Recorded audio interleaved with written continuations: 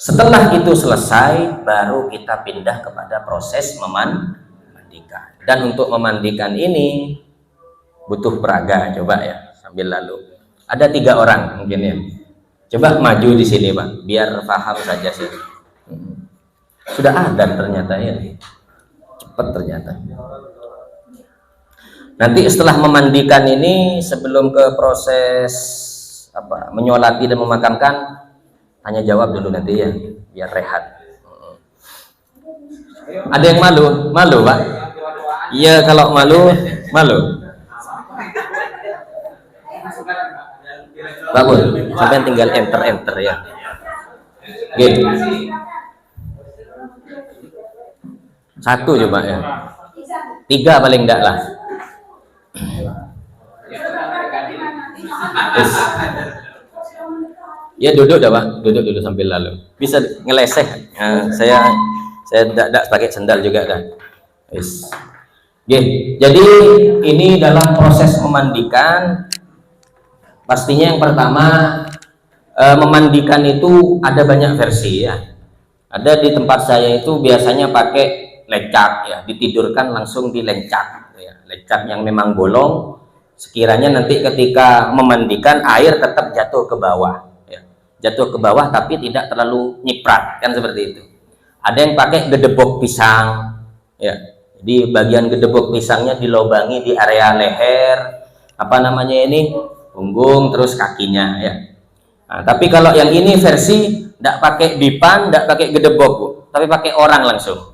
Nah, dan ini lebih bisa lebih mudah dan lebih sangat efektif ketika untuk memandikan, untuk menggerayangi istilahnya, agar najis-najis yang ada di bagian tubuh si mayit itu lebih terkondisikan ya, ketika memakai manusia. Yes. Jadi yang pertama dulu sebelum kita contohkan ya, yang memandikan. Yang memandikan itu dibagi jadi 2. Yang pertama jenazah wanita.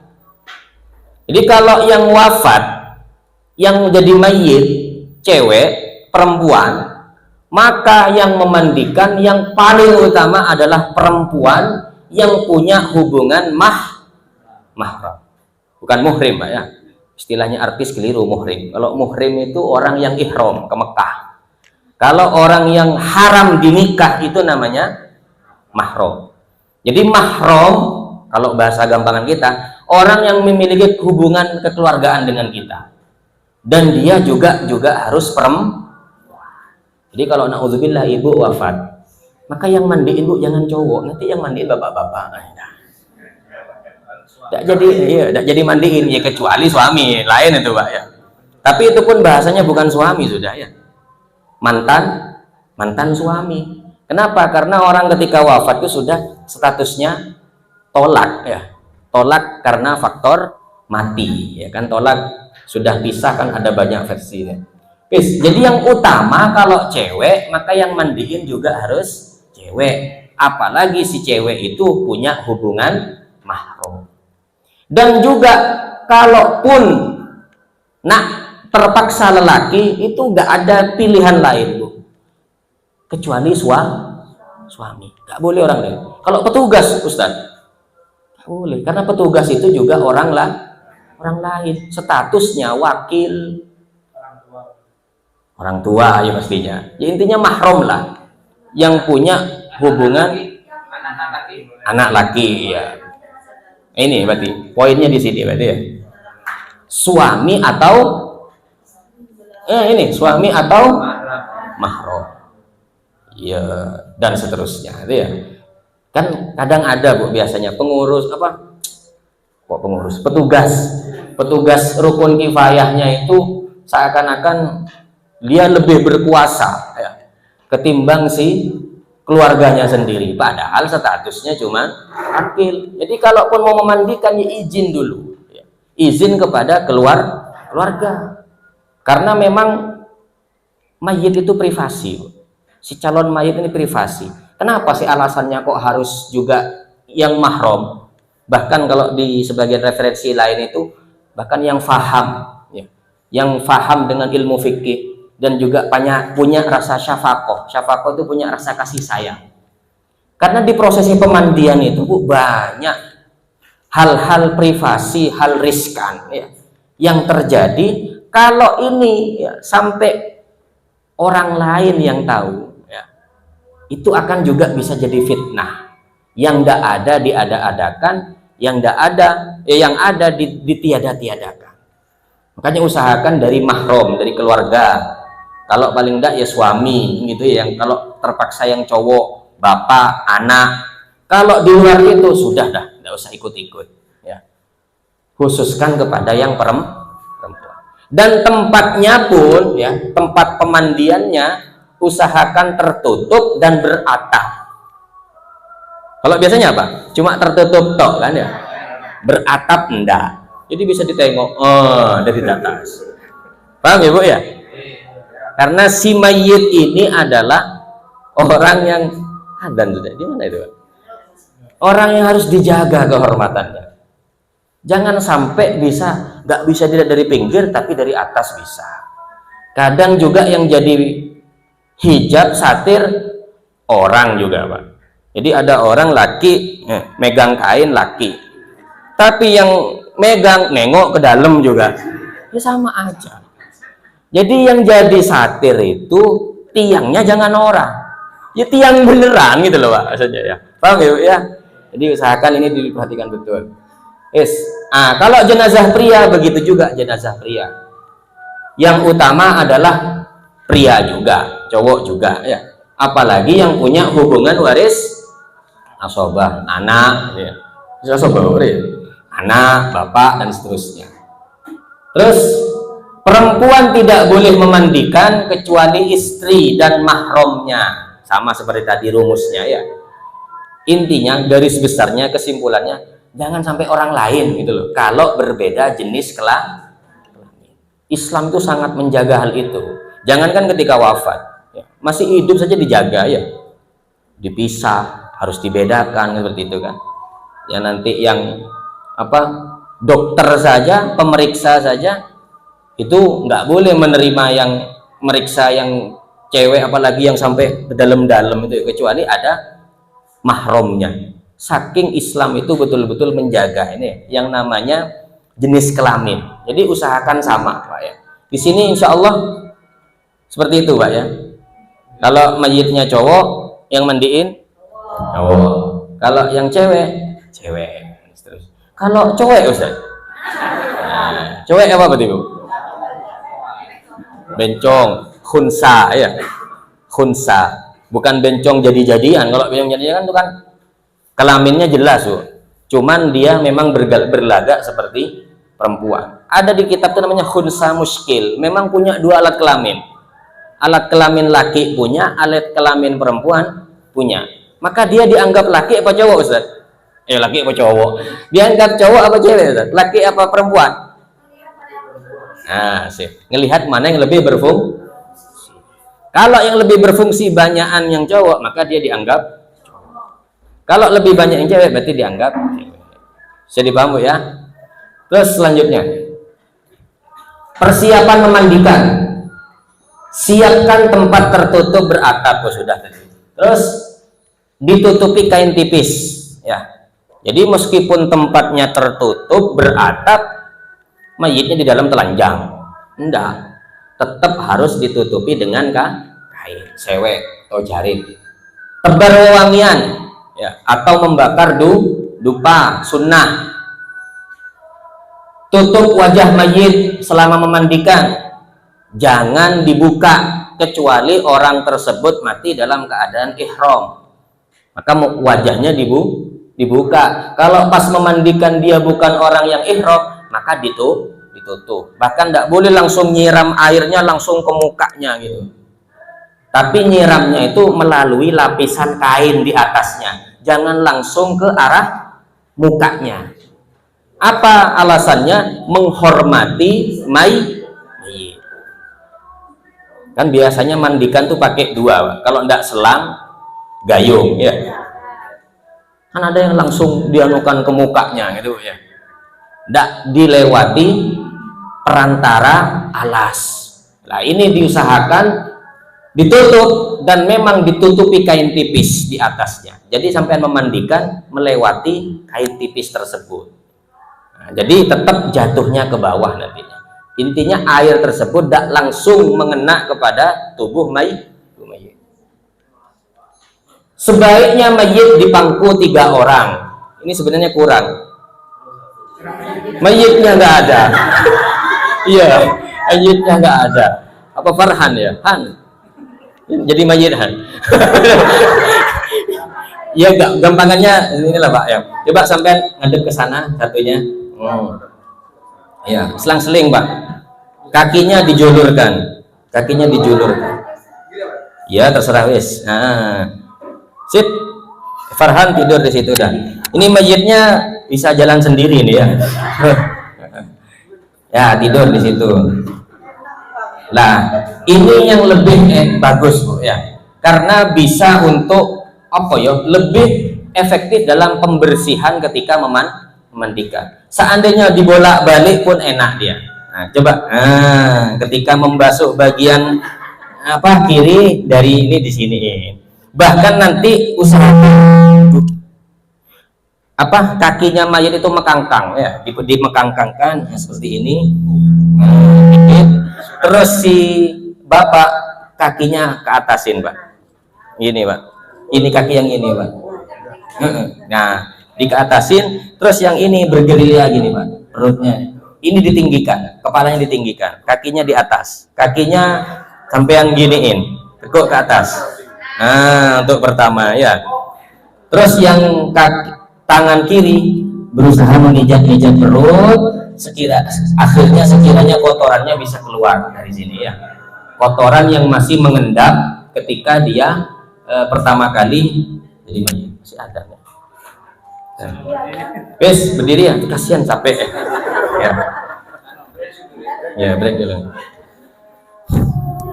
Ya. Baru ada nih.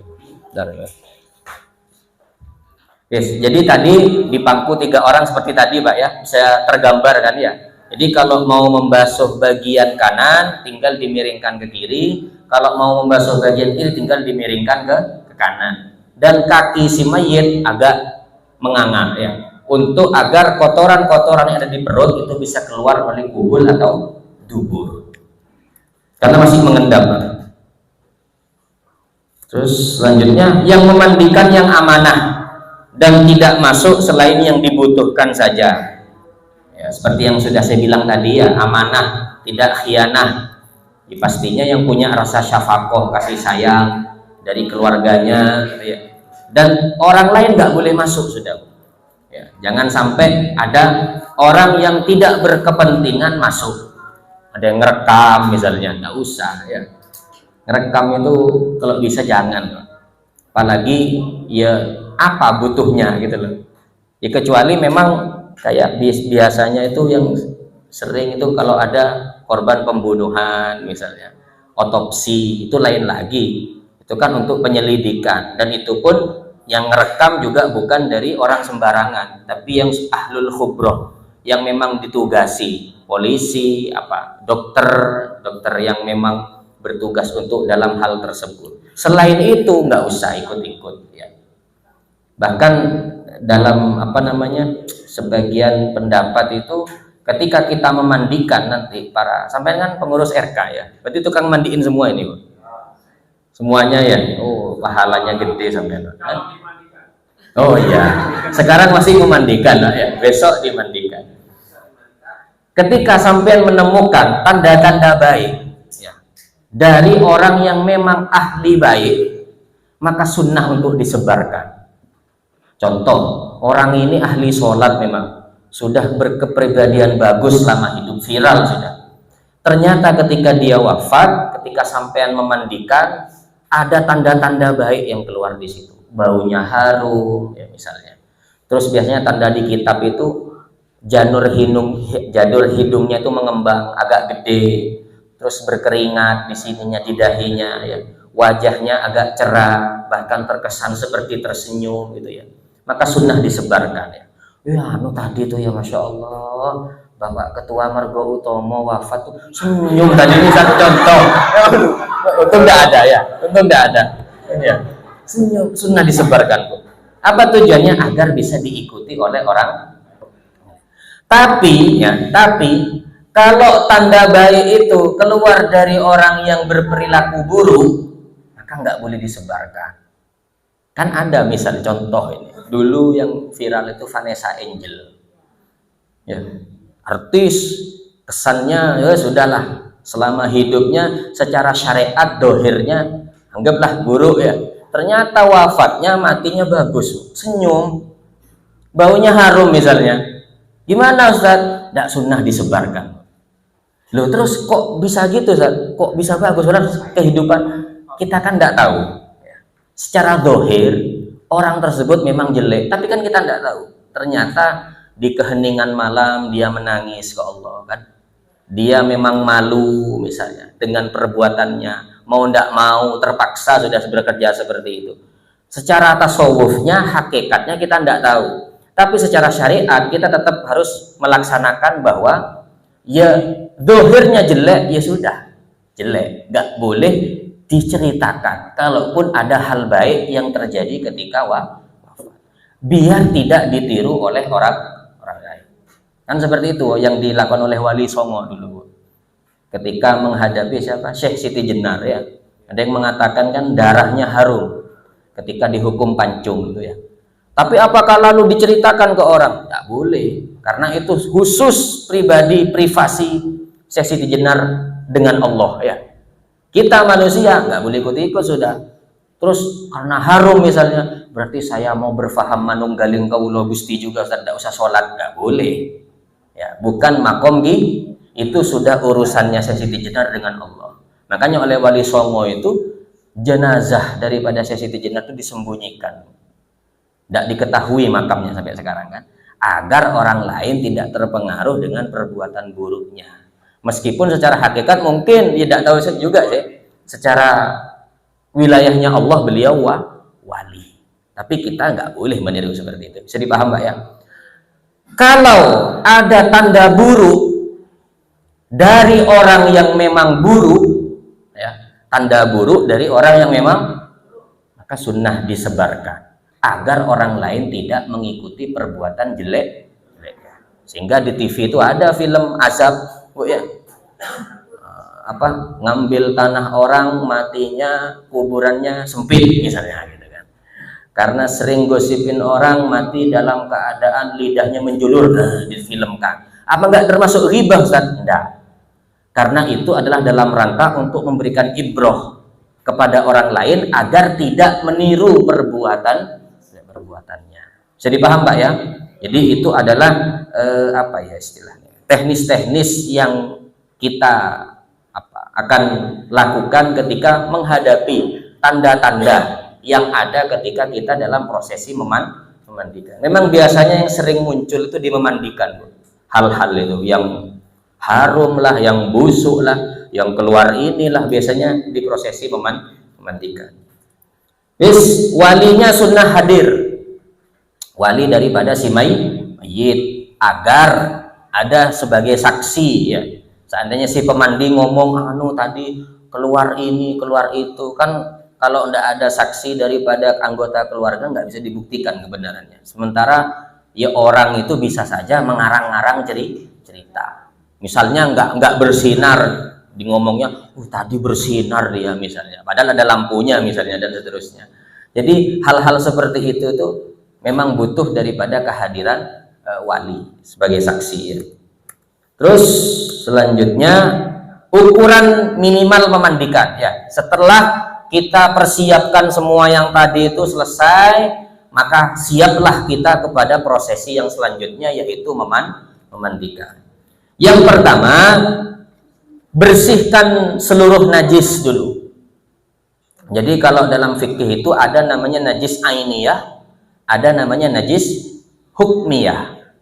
Jadi paham juga? Pernah dengar? Kalau najis ainiyah itu Pak, najis yang masih kelihatan bendanya, ainiyah. Contoh di sini ada kotoran ayam misalnya, masih ada, itu namanya najis ainiyah. Najis yang masih kelihatan oleh mata bentuknya. Kalau najis hukmiyah, ada orang kencing di sini, ya, ternyata baunya sudah nggak ada, hilang ya misalnya, maka secara hukum dia masih najis. Lah, ketika kita membersihkan seluruh najis yang ada di tubuh mayit, pastikan yang masih ada najis ainiyahnya, misalnya ada kotorannya, ya, ada nanah, ada darah, itu bersihkan dulu. Jadikan hukmiyah dulu ya. Ketika setelah jadikan hukmiyah selesai, baru kita ratakan dengan air. Nah, sekiranya nanti najis yang sudah jadi hukmiyah itu rasanya, baunya, warnanya, apalagi warna, rasa, bau, apalagi tidak ada ya, udah. Itu sudah betul-betul hilang daripada si tubuh mayit. Jadi bersihkan dulu seluruh najisnya yang nempel, bahkan kalau ada hal-hal yang bisa mencegah masuknya air, contoh tato gitu ya, atau misalnya tinta, tipu dan seterusnya yang ada di tubuh mayit, bersihkan dulu. Tapi kalau tato itu kan memang ada dua versi Bu ya. Ada tato yang memang gampang untuk dibersihkan, ada yang tidak gitu ya. Memang betul-betul ditanam ke dalam. Apakah butuh disetrika? Enggak. Karena akan menyakiti tubuh mayit. Terus cara seperti ini, bersihkan najis, ratakan air. Bersihkan najis, ratakan air. Ini adalah ukuran minimal, Pak. Kalau memang di daerah itu nggak ada air lagi, misalnya contoh ada di hutan atau di mana gitu ya, memang airnya terbatas, maka ukuran minimalnya seperti ini. Ini ukuran apa, Pak? Minimal. Yang penting najisnya sudah hilang, hal-hal yang menempel yang sekiranya mencegah masuknya air sudah hilang, terus diratakan sama air sudah, maka sudah dianggap memandikan minimalnya. Kalau memang tidak ada air, kalau di sini kan, wangeloa katanya orang Madura ya, nggak ada istilah nggak ada air. Jika ingin yang sempurna, nah ini setiap orang itu Bu pasti ingin yang lebih sempurna ya, lebih afdal istilahnya kan. Maka ikuti prosesi berikut. Sebelum memandikan, ini yang sempurna lah ya, yang afdal lah ya. Bersihkan kotoran yang ada di perut dulu. Seperti tadi dipijat ya. Pijat ke bawah dulu. Sekiranya yang mengendap-mengendap di bagian bawah itu bisa keluar dari kubul atau tubuh. Contohnya seperti tadi prakteknya ya. Mayit diposisikan duduk, agak condong ke belakang dan tekan perut mayit berulang-ulang dari atas ke bawah. Jadi jangan ditidurkan dulu, tapi disangga sama kaki sebelah kanan. Sekiranya mayit seperti seakan-akan posisinya duduk sambil diurut ya, pakai tangan kiri. Jadi dari si pemandi yang sebelahnya tadi itu ya. Terus sampai sekiranya kotorannya sudah diyakini keluar semua.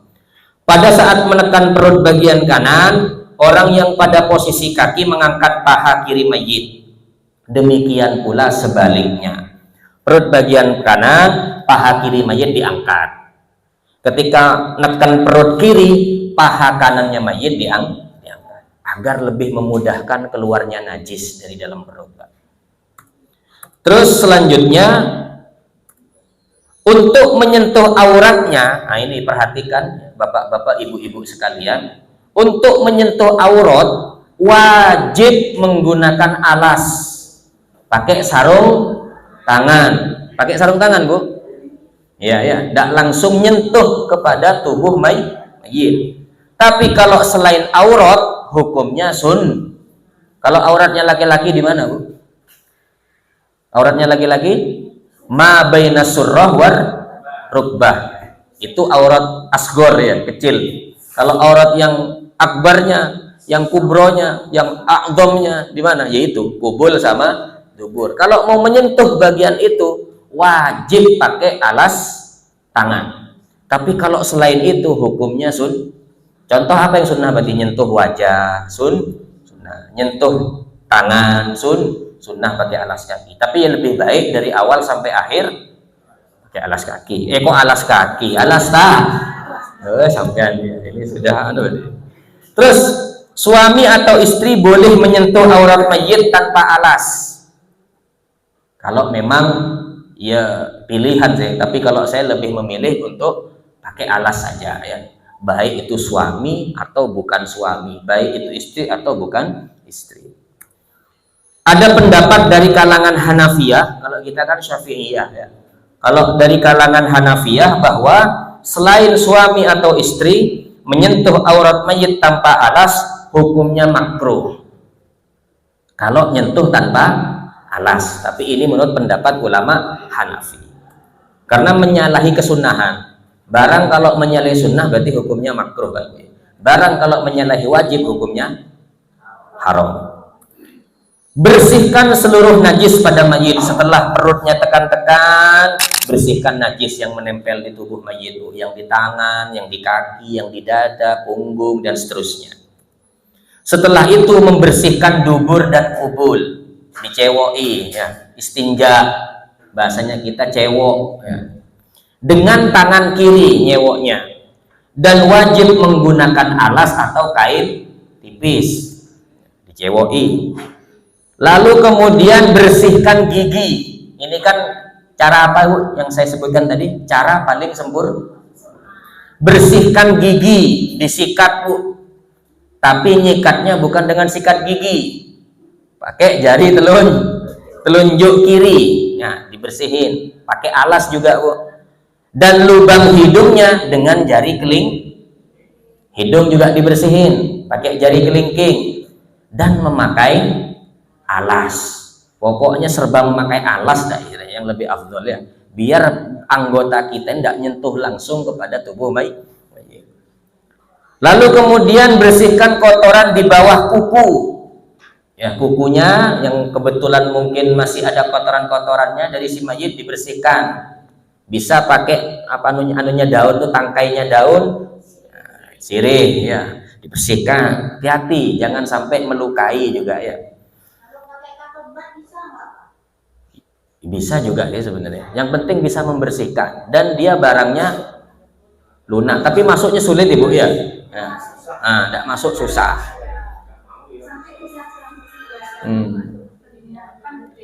Kalau telinga ya memang pemakaiannya, kalau telinga ya, kalau ke kuku maksudnya Bu ya bisa dengan benda yang lunak, jangan yang keras apalagi kasar. Terus terakhir mayit kemudian diwudu'i Bu. Berarti wuduknya di mana ini? Di depan atau di belakang?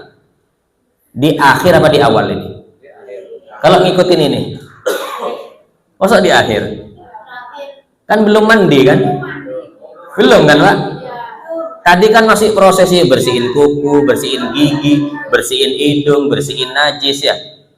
Memang yang lebih afdol ini Pak. Tapi memang kalau ada masyarakat di Madura juga wuduknya itu di akhir ya. Tapi yang lebih afdol itu sebenarnya wuduknya di awal sebelum prosesi memandikan.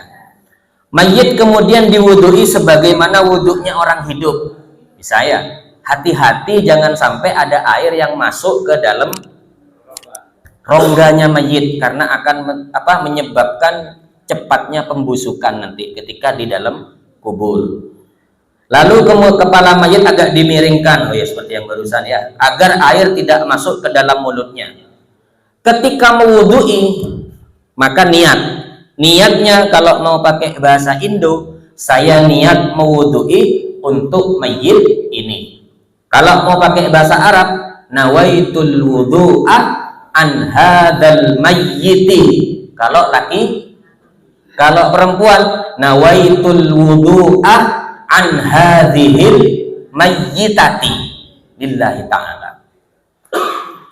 Apal? Coba bareng-bareng, 1, 2, 3. Mayit laki-laki.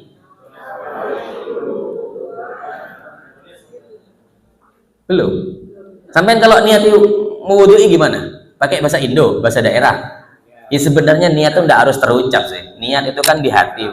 Tapi ya alangkah baiknya juga di lisan dilafatkan untuk menambah kesunahan. Apa kalau sampai niatnya ketika mewudui? Nawa itu ada mayit. Ya, karena nawa itu ta'alluq, kalau bahasa nahunya ini Pak ya. Pakai an. Kayak kita kalau wudu apa? Nawaitul wudu'a bi raf'il hadatil asghari fardalillahi ta'ala. Tapi itu alasannya mewudui diri sendiri. Tapi kalau untuk mewudui orang lain pakai an. Ya. Jadi dari, saya niat mewudui dari mayit ini. Jadi paham Bu ya? Bareng-bareng 1 2 3. Nawaitul wudu'a an hadzal mayyiti lillahi ta'ala. Kalau cewek, nawaitul wudu'a an hadhil mayyitati lillahi ta'ala. Pakai tak marbutoh di akhirnya kalau cewek. Yes. Jadi mewudui mayit itu hukumnya apa? Wajib. Wajib. Mewudui mayit hukumnya sunnah. Niat wudunya wajib. Saya ulangi lagi. Mewudui mayit hukumnya niat wudunya nanti dalam proses memandikan dibalik.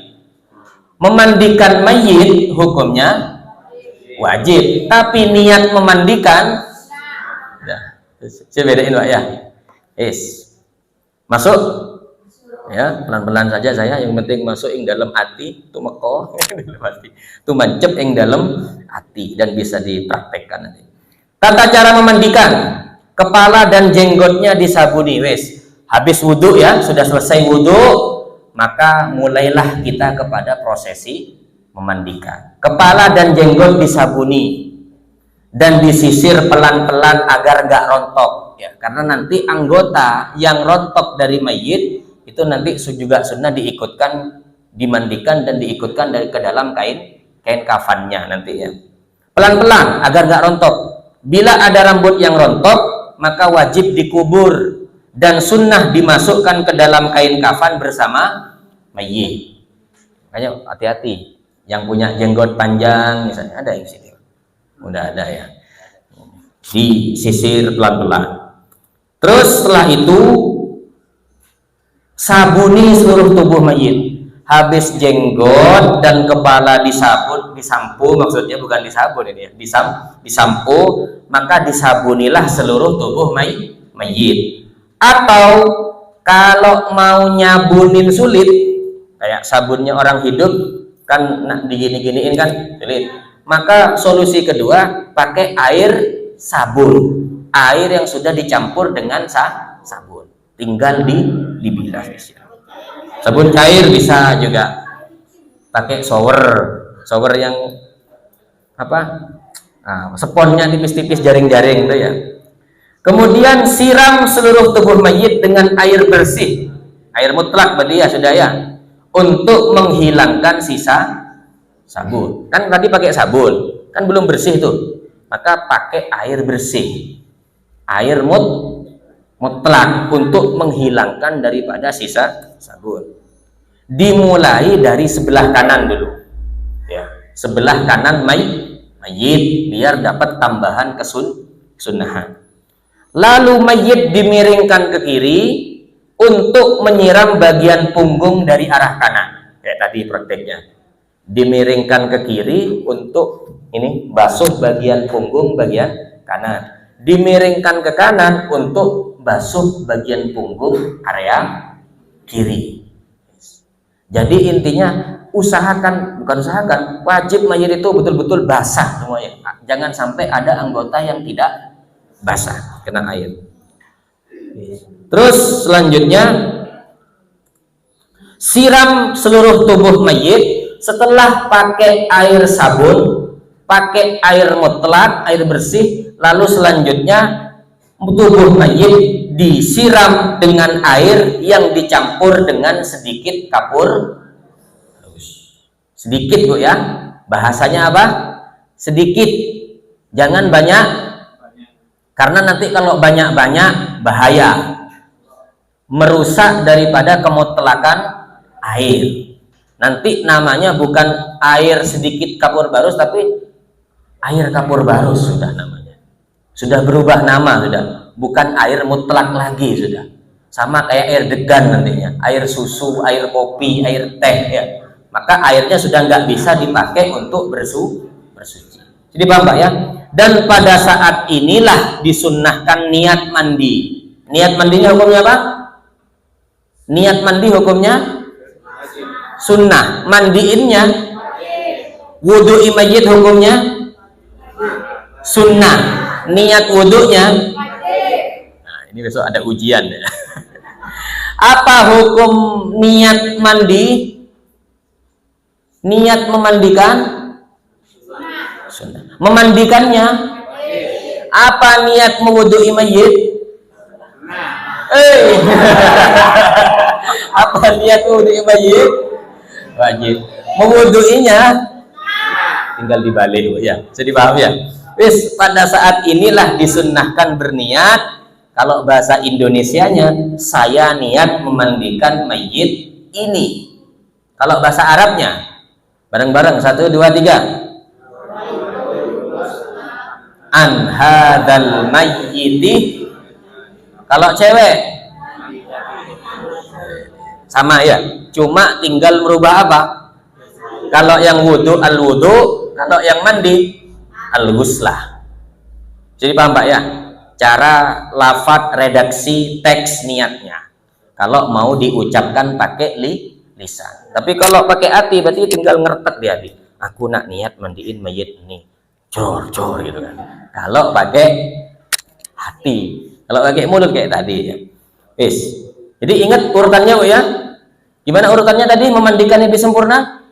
Yang pertama apa tadi? Dihilangkan najis-najisnya, disikat giginya, hidungnya digerayangi pakai jari kelingking, kupingnya mulutnya disikat pakai jari telunjuk giginya. Kemudian apa? Jenggot sama rambut disabuni. Habis itu badan disabuni. Kemudian setelah itu yang terakhir ini pakai air yang ada sedikit campuran kapur, dan pada pakai kapur barus inilah sampean niat Raitul ghuslah an hadzal mayyit lillahi ta'ala. Jadi paham urutannya Pak? Berarti wudunya di mana wudunya? Awas, masih ingat berarti ya? Masih ingat. Wes, dimulai dari sebelah kanan.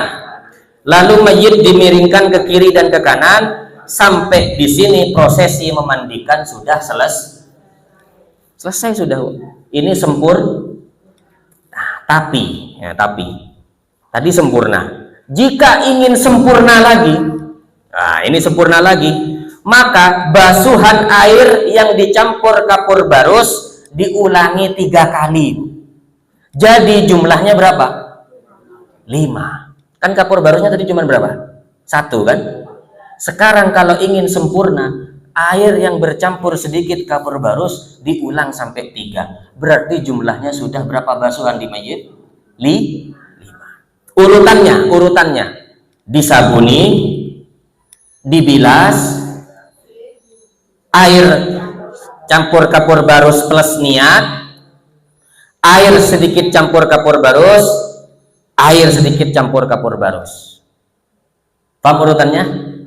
Disabuni, dibilas air bersih, dipakai air kapur barus plus niat, air pakai kapur barus, air pakai kapur barus. Berapa kali sudah berarti? 5 basuhan. Ini kalau ingin kalau lebih sempurna lagi ya, maka dengan 7 kali basuhan. Seger ini, fresh ini mayitnya sudah, siap masuk freezer ini sudah ya.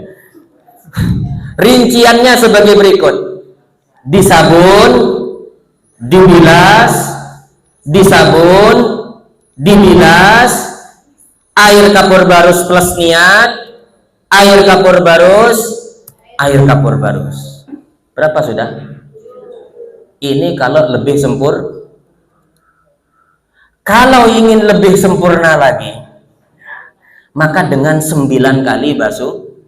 Urutannya: disabun, dibilas, disabun, dibilas, disabun, dibilas, air kapur barus plus niat, air kapur barus, air kapur barus. Ini kalau mau sampean pakai yang lebih sempur. Kalau mau pakai kok ribet Ustadz. Yang tadi yang awal saya tawarkan, pakai cara minimal tadi ya. Gimana cara minimal itu? Penting sudah najisnya dihilangkan ya. Semua yang ada di tubuh sudah dihilangkan, bilas pakai air bersih, maka yang terakhir kemudian dipakai air sedikit dari campuran kapur barus, atau kalau orang biasanya pakai daun bidara ya sebagai solusinya ya. Karena memang ada Pak, sebagian orang itu tidak mau dengan cara ini karena dia paham di bab air. Bab air itu kan kalau dalam fikih, coba saya sampai lihat air basuhan paling terakhir pakai air apa? Yes. Berarti kan bukan air bersih ya, bukan air mutlak ya. Biasanya kalau orang yang memang paham bab air itu tidak mau pakai cara yang ini, dia mau pakai cara yang lebih simpel. Jadi kapur barusnya itu disiramkan di awal, dicampur dengan air seperti yang tadi cara minimal itu, dipakai yang terakhir itu pakai yang kapur barus, tapi di akhir dibilas dengan air bersih. Padahal karena ini bahasanya sih sebenarnya bukan air kapur barus, sebenarnya air bercampur sedikit kapur barus. Oke, paham ya? Karena orang itu mungkin was-was, ini sedikit apa banyak? Kalau kebanyakan berarti nanti airnya jadi apa? Air kapur barus. Kalau sudah jadi air kapur barus bukan air paham air mutlak sampean? Air mutlak itu adalah air yang paling berhak dipakai untuk bersuci. Karena dia itu terlepas dari ikatan nama. Contoh, sampean beli degan ya. Air degan tuh ditaruh di gelas ini, orang menyebutnya air apa? Air degan. Dimasukkan ke botol, orang nyebutnya apa? Air degan. Maka air degan ini bukan air mutlak karena sudah punya ikatan nama. Lah kalau bukan air mutlak, tidak layak dipakai untuk bersuci. Bisa nggak sampean wudhu pakai air degan? Nggak bisa. Suci nggak air degan sebenarnya? Suci, tapi tidak bisa Jadi paham? Nah ini enggak Bu, ini bukan air kapur barus, tapi air yang bercampur dengan sedikit kapur. Bisa dibedakan? Bisa ya? Yes. Jadi kalau sudah seperti apa Ustaz tujuannya kok pakai kapur barus? Untuk lebih mengawetkan jasad mayit, gak cepat terjadi pembusukan di dalam kubur. Ya paling enggak 10 tahun 20 tahun masih utuh lah. Apalagi kalau orangnya tahfidz, hafal Quran ya, punya amal sodakoh yang banyak ya.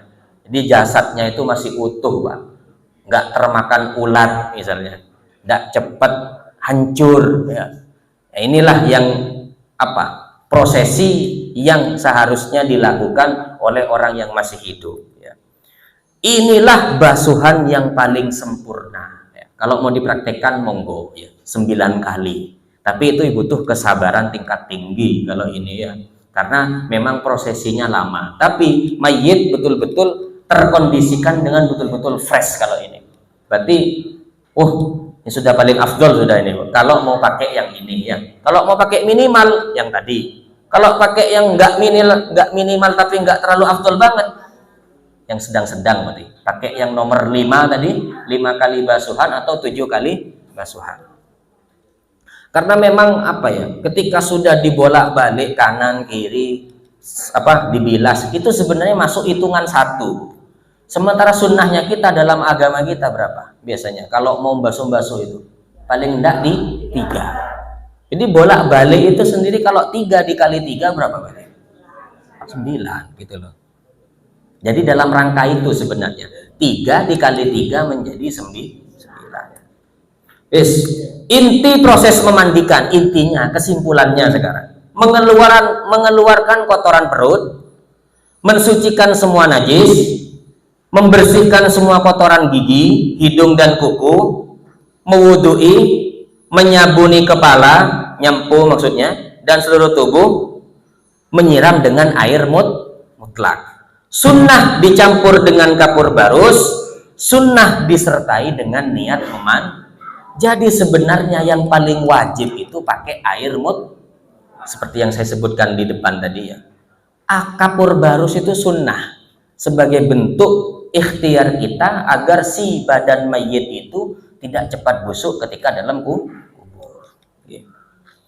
Setelah dimandikan, ditalyin, dilemaskan kembali seperti yang di awal tadi ya, sebelum prosesi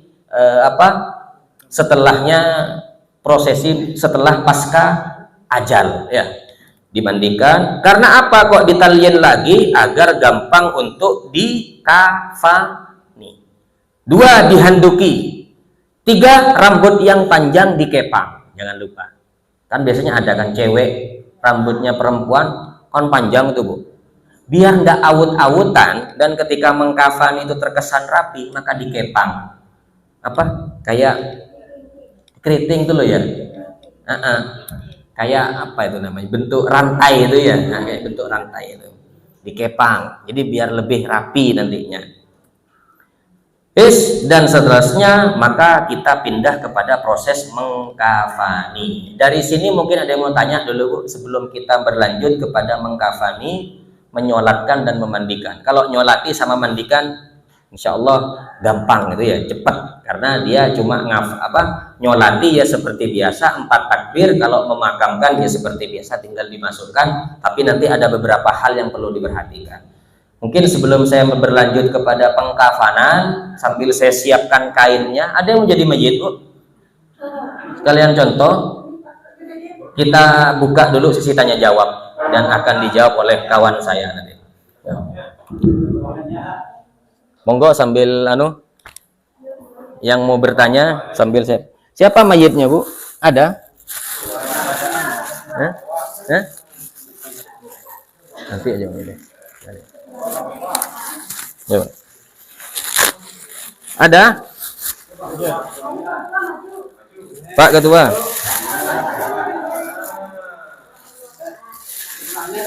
Oh iya, monggo bertanya dulu Pak.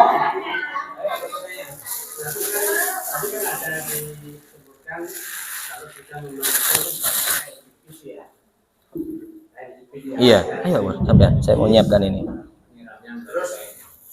Nah,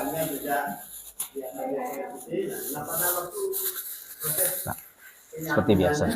Bagaimana prosesnya? Karena ada kayak kan harus dibuka kayak waktu menyambut tipis. Oh iya, sampai. Iya. Jadi terima kasih, sambil disiapkan ya. Jadi pakai kain Pak ya, nyabuninnya bawah kainnya. Maksudnya tadi ketika menyirami air itu baru di atas kainnya. Gitu. Langsung disabuni sekiranya betul-betul bisa dipaham Mbak ya. Jadi betul-betul kalau pakai cara yang tadi, si pemangku tadi itu betul-betul bisa untuk menggerayangi ya. Semua area tubuh mayit bisa dibolak, dibalik dan seterusnya. Jadi lebih terkesan untuk efektif dalam membersihkan najis dan hal-hal kotor yang ada di situ ya. Kan kafan sudah tahu semua Pak ya.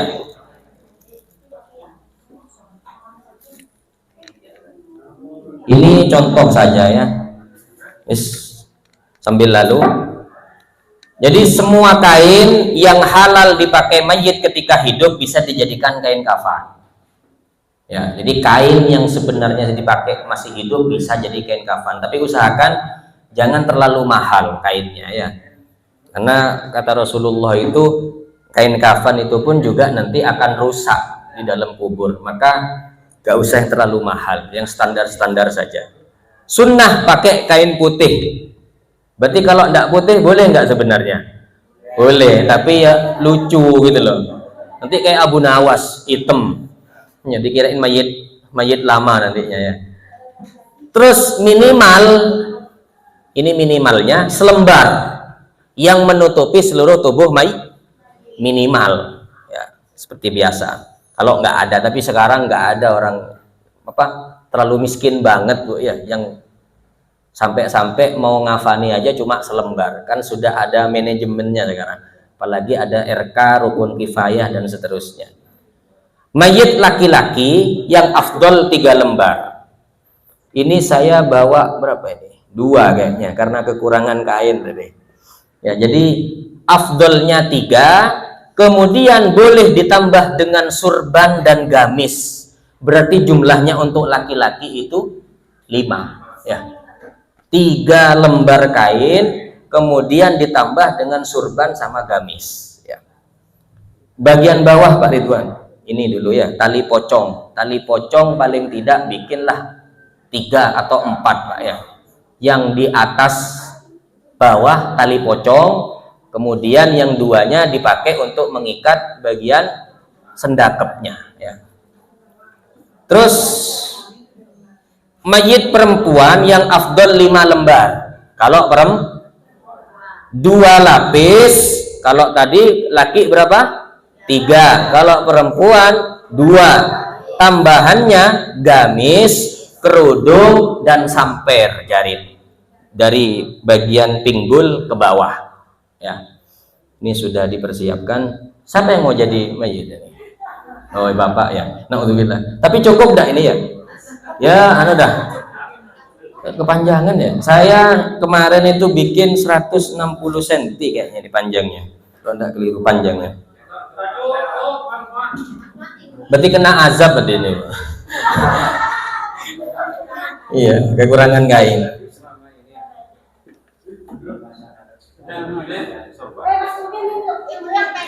Itu surbannya nanti. Surban di sini dan nanti.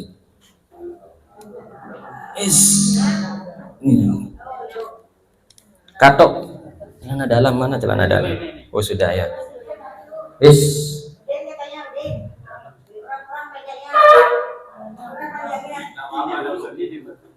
Ini dibuka gini Mas. Sip. Ya. Ini ya contohnya lah seperti ini. Jadi paling bawah tali pocong, ya. Di atasnya kain. Yang secara ukuran normal dijual berapa Bu lebarnya? 90 kayaknya ya. 90 cm yang dijual di normalnya toko itu lebarnya 90 cm. Lah, ternyata badan manusia itu yang paling lebar tuh bagian sininya. Maka karena 90 cm tidak cukup ditambah 90 dipotong 2 berarti berapa? 40 dipakai untuk tambahan samping, ya. Yang paling bawah samping kanan, terus lapis ke atasnya dikasih tambahan samping kiri, atasnya lagi dikasih tambahan samping kanan, selang-seling berarti Bu ya. Jadi paham ya? Setelah 3 lapis baru dikasih ini gamis. Gamis itu cara buatnya kalau versi Imam Hanafi seperti ini. Ini bukan versi Imam Syafi'i sebenarnya. Kalau Imam Syafi'i itu versi gamisnya itu seperti gamisnya orang hidup. Kalau laki-laki bapak-bapak mau Jumatan tuh kan ada gamis tuh. Nah, pakai seperti itu. Itu versi Imam Syafi'i. Gamis ketika dipakai untuk jadi kain kafan. Gamis biasa itu Pak ya, lurusan ya. Kalau ini versi Imam Hanafi, bikin sendiri bisa. Caranya tubuh mayit diukur panjangnya dulu Bu, berapa panjangnya mayitnya misalnya 150 lah, maka sampean motong kain panjangnya 300 dikali 2. Setelah dikali 2 dilipat 2, kemudian bagian tengahnya sampean gunting bentuk silinder ya, untuk tempatnya leher. Nah, kayak ini nantinya. Nah, itu kayak itu nanti. Coba tuh dipakai Pak Ridwan. Nah, ini cara pakainya.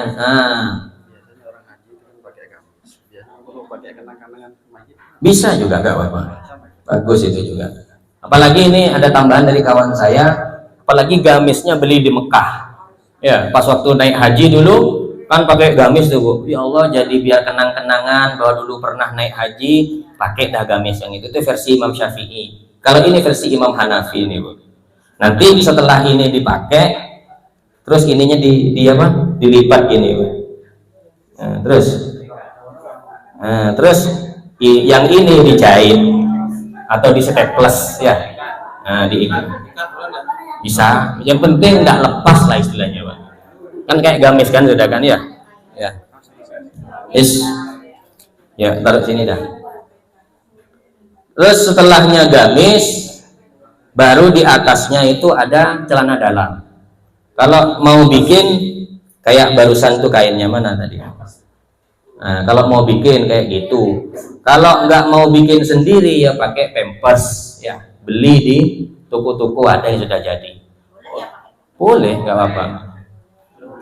Untuk agar kotoran yang dikubul sama dubur itu tidak langsung menyentuh kain kafan seandainya keluar nanti pas proses waktu pengkuburan itu ya. Coba sekarang siapa yang mau nyoba? Yang kecil aja, yang nggak terlalu ini Pak Ketua ini kayaknya ya. Oh enggak Pak Ketua. Pak Ketua. Nih, keliru saya tadi Pak. Dia mau sampai aja Pak. Nih. Oh anak ketua. Kayaknya lebih pas ya Mas ya. Ya. Bismillah. Ini pakaian masa depan loh ya. Semuanya. Tidur dulu, tidur. Pakaian wajib agak. Ya, enggak seperti inilah. Sip. Ya Allah. Tadi masih itu ya. Nah. Sip. Itunya Pak. Yang tadi itu Pak diikat Pak. Ini. Terus kalau ada staples kalau enggak dijahit Pak ya. Dulu posisi tangannya. Ya, sendakep. Oh iya pempesnya dulu. Pempesnya sudah pakai. Pempesnya belum dipakai.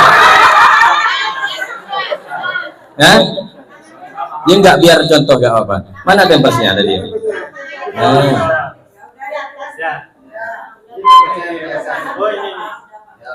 Ini sudah paham. Ya. Terus, dah. Nggak apa-apa. Di sini nggak apa-apa sudah. Terus dijepret tuh ya. Nah, habis itu yang ini. Ya contoh lah Pak ya. Ini contoh nanti. Ini surban Pak Mas. Surban ini. Nanti tapi kalau mau pakai surban yang versi bagus ya kayak orang pakai surban seperti pada umumnya. Ini permisalan saja, dibalutkan Pak Ridwan, dibalutkan. Mayatnya ngerti nih. Iya. Oh lari yang bungkus kalau Yes, Allah. Dah. Terus kemudian kapas jangan lupa ya. Kapas di area tekuk-tekukannya badan. Di sini, di jari-jari, di kaki, kemudian di lubang-lubang ya. Hidung, telinga, kubul, dubur dan seterusnya. Kalau surbannya itu diganti dengan songkok karena nasional. Pertanyaannya boleh Pak. Bahasanya sih surban Pak. Jadi surban itu seperti ini sudah. Oke, pakai surban yang lebih Pak ya. Dah, terus ini kemudian baru diikatkan ya. jangan dilanjut nanti. Hah? Takut Bu? Takut? Ya. Sudah ya? Yes, sudah kalau gitu. Ya sudah Pak. Yang ini lebar ini ke atas, itu lebar ke bawah. Kan cukup yang di sini ya.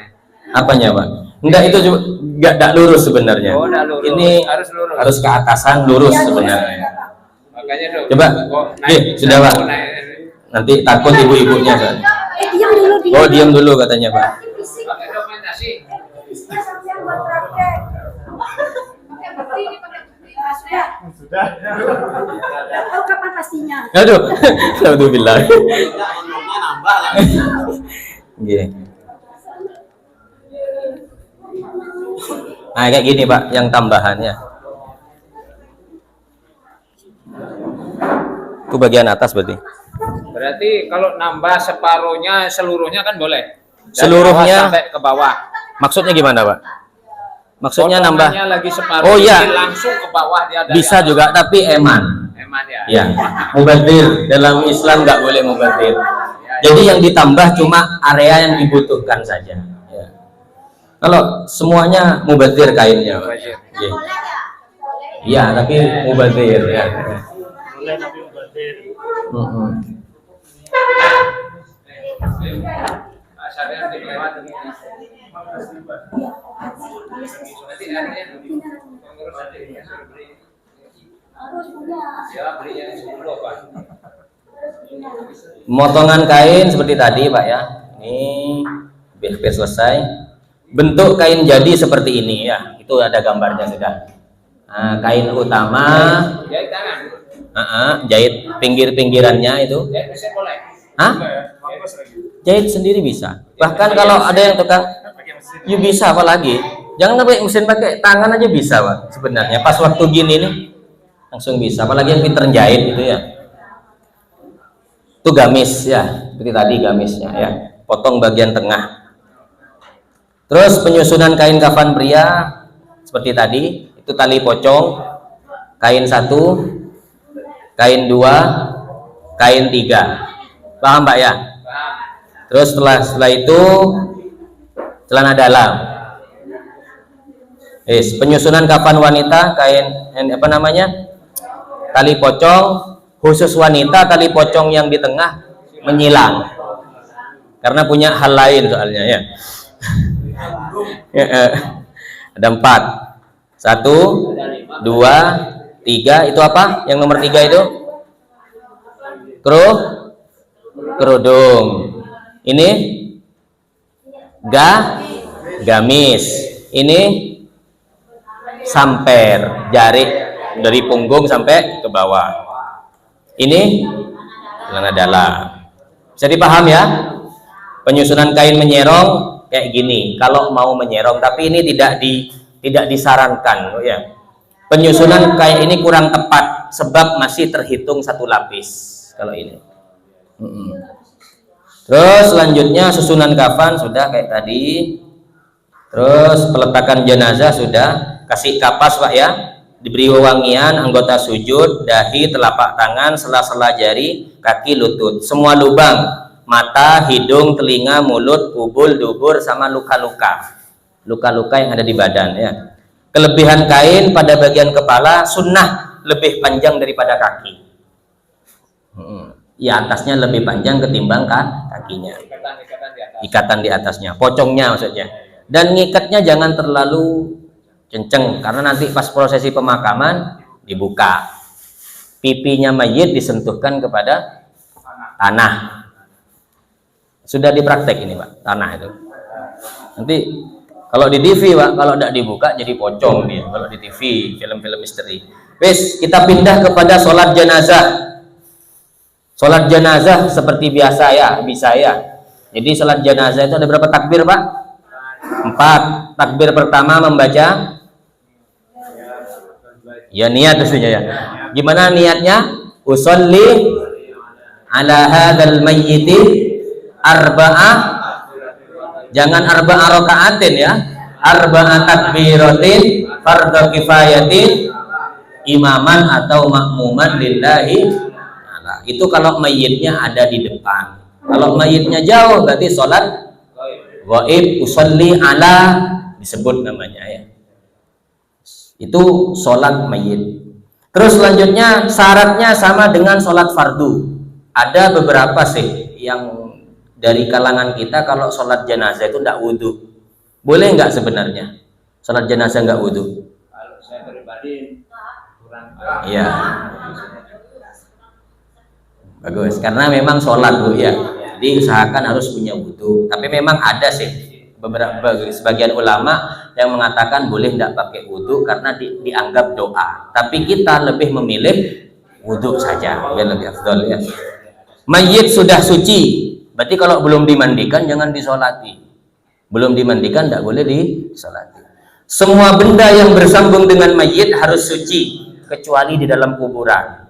Ya. Jika mayit laki-laki, nah ini imam sunnah berdiri sejajar pundak. Ini yang sering terjadi biasanya. Praktek Pak. Ini contoh. Saya imam. Coba sampean mayit Pak. Contoh di sini aja Pak. Anu apa berdiri saja. Gimana enak ya Pak ya? Ya berdiri. Harus tidur Pak. Anu sandalnya Pak biar tidak dipakai. Jadi sini. Anggap alas. Anggap sana barat Bu ya, kiblat ya. Nah, kan madhab kiblat sana, kiblatnya kan sana. Contoh di sana lah, anggapan sekarang sana kiblat. Sana kiblatnya. Yes. Ini mayit laki-laki. Kalau mayit laki-laki, kepalanya di mana? Bentar dulu, Pak. Duduk dulu, Pak, biar enak. Kalau mayit laki-laki, kepalanya di mana? Ke utara. Kanan apa kiri? Ke utara kalau Ayo, Bu Ragaya. utara ya. Kanan apa kiri? Berarti kalau kanan apa? Kanannya barat apa berarti? Utara ya. Kirinya barat, selatan. Ayo, utara apa selatan? Utara dia.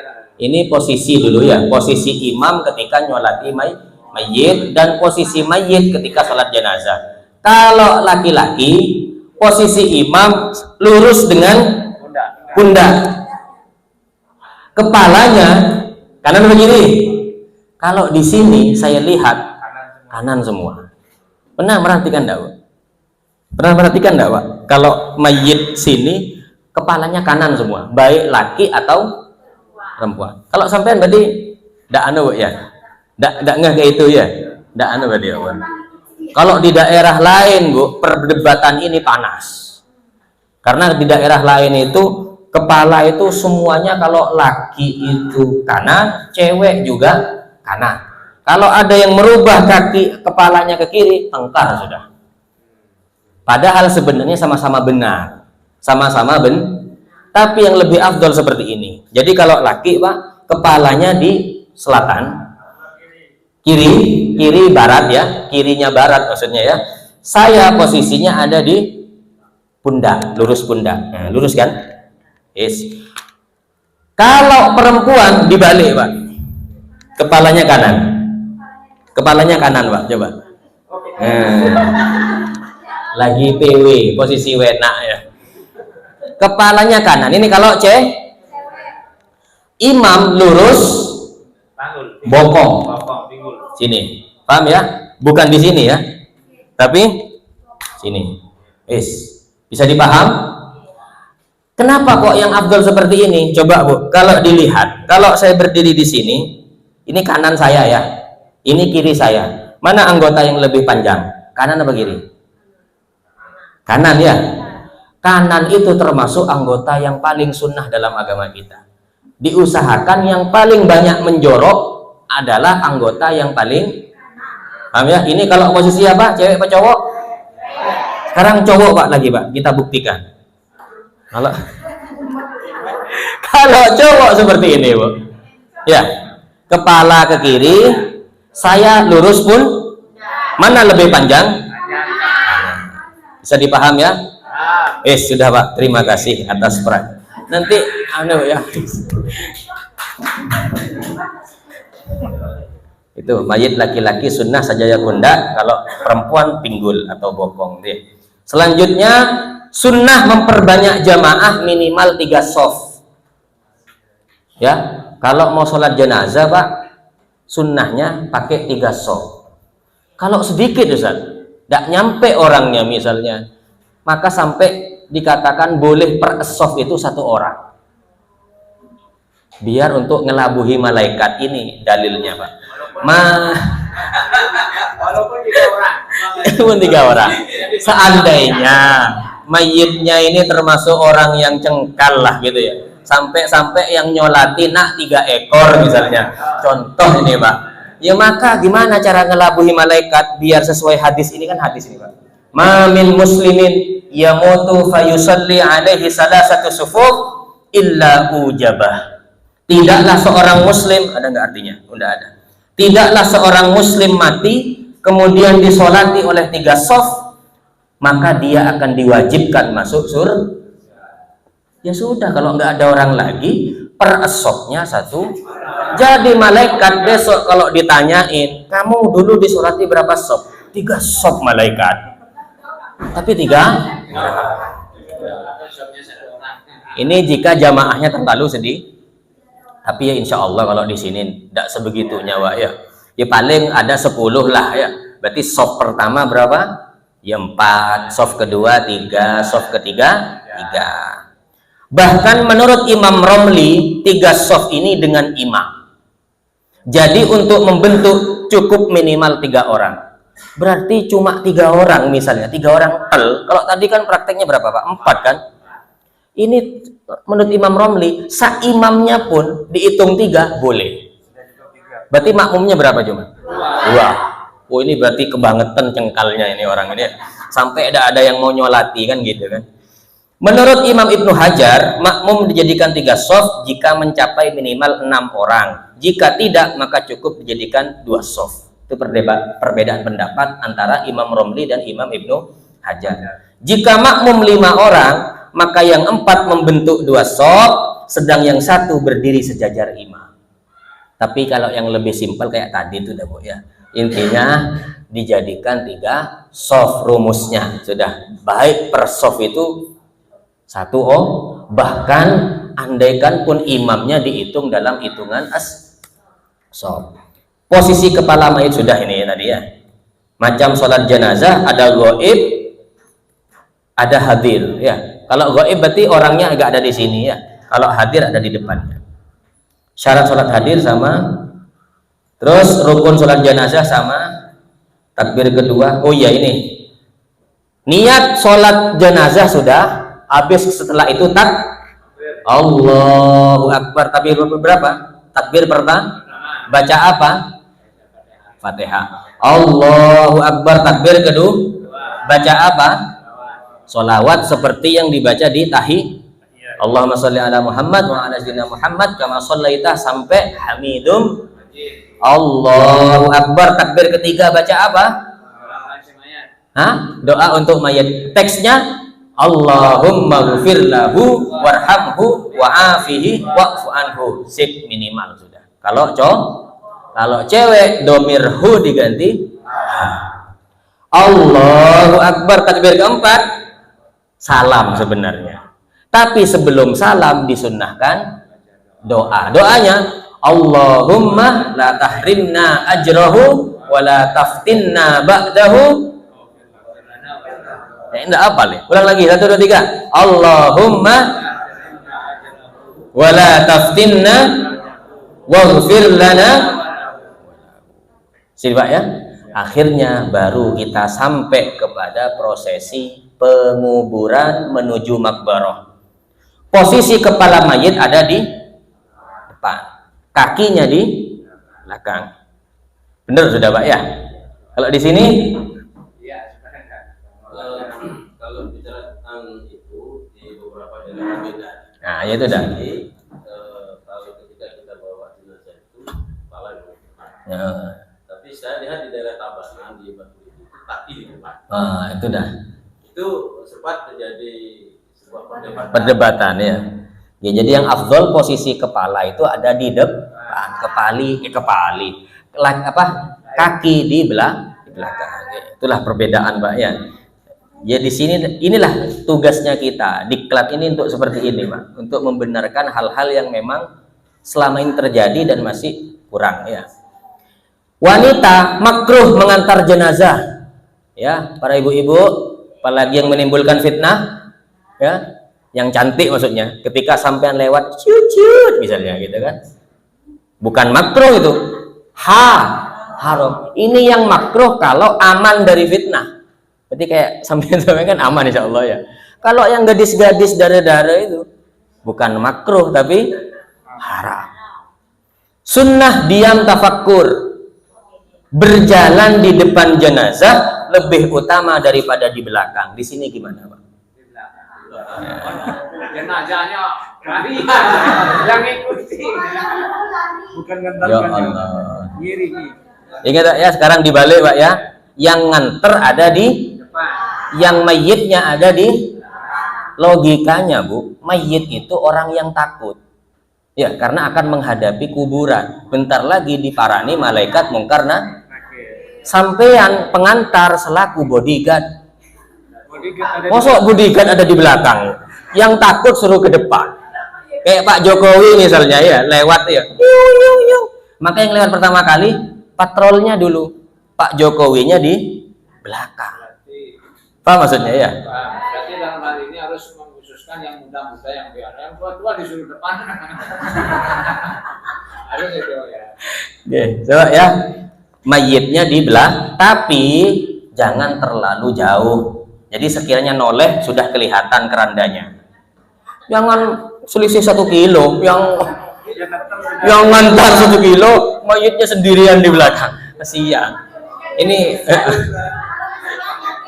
enggak. Karena jauh pakai mobil. Oh, pakai mobil. Ya sebenarnya Kalau duluan belum ada mobil ya jangan sekarang ada. ya, tapi usahakan pengantarnya jangan terlalu jauh, Pak ya, dari kerandanya ya. Pak sudah motor. Oke. Terus sunnah berdiri jika melihat jenazah. Jadi yang melihat kebetulan melihat iring-iringan jenazah berdiri, Bu ya. Liang lahat, dalamnya liang lahat sudah seperti biasa, minimal bisa nutupi baunya mayit dan mencegah gangguan binatang buas, itu minimal. Tapi yang baik sedalam 160 cm menurut Imam Rafi'i atau 2 meter menurut Imam Nawawi. Atau kalau bahasanya kitab sebenarnya ini kan konversi sebenarnya, Pak. Konversi ke ukuran kita. Kalau di kitab sebenarnya qomatun wa bastotun ya. Seperti ukuran berdirinya orang normal. Jadi berdiri orang normal berapa berarti? Berapa senti, Pak? Ya 150 dah atau 140 itu berdiri, dan wabastotun lebarnya seperti apa ya? Apa namanya Pak Bun? Lencangnya orang normal gitu ya. Tapi ini sebenarnya yang lebih baik gitu loh. Kalau 2 meter ya insya Allah gitu ya. Sudah betul-betul yang nyangkul. Di sini berapa Pak Bes? Di sini berapa? Oh iya. Berarti menurut Imam Rafi'i yang dipakai ya. Bisa juga. Lagi ketemu tanah keras. Karena emang Imam Nawawi ini Pak, pendapatnya itu ekstrim-ekstrim memang. Jadi dalam hal apapun itu ngambil yang lebih banyak kadang Imam Nawawi. Tapi kalau Imam Rafi'i itu selalu berbeda dengan Imam Nawawi, agak lenturan dia. Ya. Terus bila tanahnya tidak mudah longsor, maka yang afdal dibuatkan liang landak atau liang lahat. Terus sebelum masuk liang lahat, siapkan potongan papan atau bambu seperti biasa ya, panjangnya 70 cm atau secukupnya. Kemudian buat beberapa bantalan dari tanah, dibulet-buletin Bu ya, belu-belu kalau katanya orang Jawa, belu-belu kalau kata orang Madura, lu-belu gitu ya. Dibacakan surat Al-Qadr sebanyak 7. Bismillahirrahmanirrahim. Inna anzalna fi lailatul qadr. Gitu ya, 7 kali ditaruh di dalam kuburannya. Faedahnya agar mayit tidak disiksa. Terus ditempelkan Mbak ya pipinya mayit itu ke tanah, simbol tawadhu ya. Dan bahwa manusia itu dari tanah dan akan kembali ke tanah. Letakkan keranda di bagian kaki pada lubang selatan, lalu mayit dimasukkan dari arah ke kepala, bukan dari arah kaki. Jadi arahnya itu dari arah kepala tapi dari arah selatannya, dari lubang selatan ya. Berarti kalau barat, selatan mana berarti? Sini berarti. Kirinya barat, dimasukkan gini. Nah, terus yang di bawah nerima. Bukan dari pinggir sini, bukan dari barat timur. Paham ya? Tapi dari selatan. Atau kalau bisa dibilang kakinya lubang ya, kakinya lubang. Saya paham ya? Letakkan keranda di bagian kaki pada lubang lalu mayit dimasukkan. Sudah ya.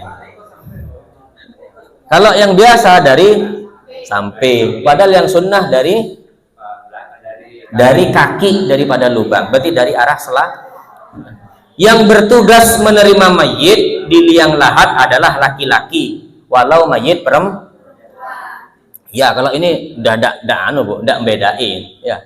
Jadi walau meskipun mayitnya perempuan, yang nerima di bawah tidak perempuan, tapi tetap laki-laki. Pengecualian ini. Perempuan tidak kuat ya. Bisa jadi. Terus dan jumlahnya sebaiknya ganjil. Berarti yang di bawah berapa? 3 lah minimal. Peletakan mayit di hadapan kiblat sudah tahu. Semua ikatan sunnah dilepas. Pipi ditempelkan ke tanah. Kepala mayit diangkat dengan menaruh bantalan tanah di bawahnya. Seperti biasa ya. Kemudian wajah dan kaki disandarkan ke dinding wajahnya, Pak. Jadi kayak agak menekuk ini. Seperti orang mau rukuk. Ya, diciumkan ke arah barat tapi agak condong seperti ini ya, nekuk dikit. Terus tubuh mayit diberi penyangga dari bantalan tanah biar tidak roboh ke belakang. Ya, di bagian bawahnya ini punggung-punggungnya dikasih penyangga dari tanah, dibikin buntelan-buntelan biar tidak jatuh dia. Ketentuan lain, sunnah masang batu nisan pada bagian kepala dan kaki. Kepala sama kaki, batu nisan seperti biasa. Dan makruh memberi nama kecuali agar diziarahi atau itu adalah kuburan ulama. Jadi ngasih nama itu sebenarnya makruh, kecuali ada dua faktor. Satu, agar gampang diziarahi. Dua, itu adalah kuburan para ulama. Maka boleh ngasih nama. Sunnah meninggikan tanah kuburan sekitar sejengkal, dimuntukkan kuburannya, jangan diratakan ya, tapi dimuntukkan perkiraan sejengkal, dan bagian atasnya diratakan. Berarti bentuk kayak bentuk kotak ya, bentuk kotak. Sunnah naburkan bunga segar di kuburan karena bisa memperingan siksa kubur. Baca sholawat, baca tasbih dia, para tanaman-tanaman itu Pak, apalagi masih hijau. Makanya nggak boleh mencabut rumput-rumput yang ada di kuburan selama rumput tersebut masih berwarna hijau, masih seger maksudnya. Sunnah nyiramkan air dingin dan boleh dicampur sedikit air mawar atau minyak wangi walau tanahnya sudah basah. Dan yang terakhir adalah diskusi tanya jawab, dan sejak inilah alhamdulillah diklat sudah selesai. Dan mungkin dari Bapak atau Ibu, dari penjelasan saya dari awal, mulai dari perawatan menjelang ajal sampai menguburkan, mungkin ada yang tanyakan. Mari kita perluas dalam sesi tanya jawab. Jam menunjukkan jam 5 lebih 12 menit. Mungkin ada waktu 18 menit lagi Pak ya, setengah 6 kita usai ya, karena belum sholat asar. Monggo dari Bapak atau Ibu ada yang mau ditanyakan, mungkin saya pasrahkan kepada Ustadz Saifur.